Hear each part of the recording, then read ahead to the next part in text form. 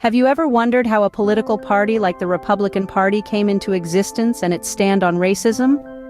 Today we're diving into a deep exploration of this topic, pulling back the curtain on the party's history, its initial founding principles, and how its stance on racism has evolved over time. It's a journey that will challenge your assumptions and broaden your understanding.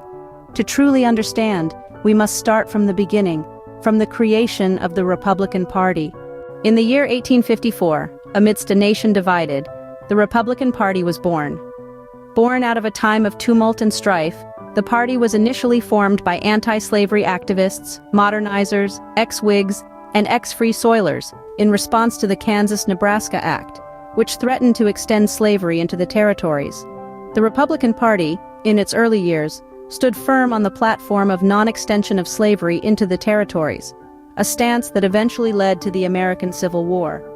The party's dedication to abolish slavery was so strong that the first Republican president, Abraham Lincoln, often referred to as the Great Emancipator, issued the Emancipation Proclamation, forever changing the course of American history. But just like a river changes its course over time, so did the party's views. The Republican Party's history is a testament to change and adaptation in response to shifting societal norms and values.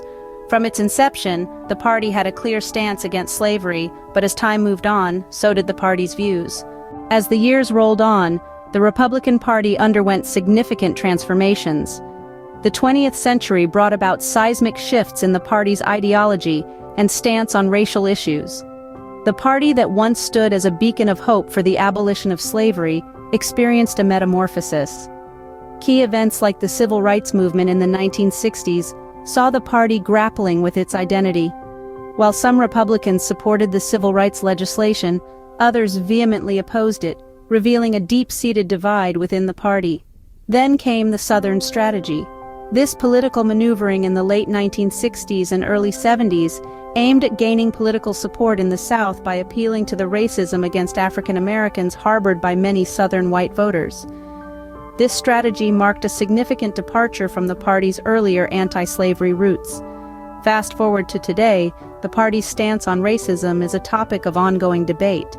Today, the Republican Party faces both praise and criticism for its stance on racism. This party, born in the mid-19th century, now grapples with a complex tapestry of opinions and beliefs about race. Recent events have sparked intense debates within the party and the nation at large. Controversies have arisen, putting the party's stance on racism under the spotlight. It's clear that the conversation around racism is as relevant now as it was at the party's inception. As we continue to grapple with racism today, the role of political parties in addressing or perpetuating these issues remains a critical conversation.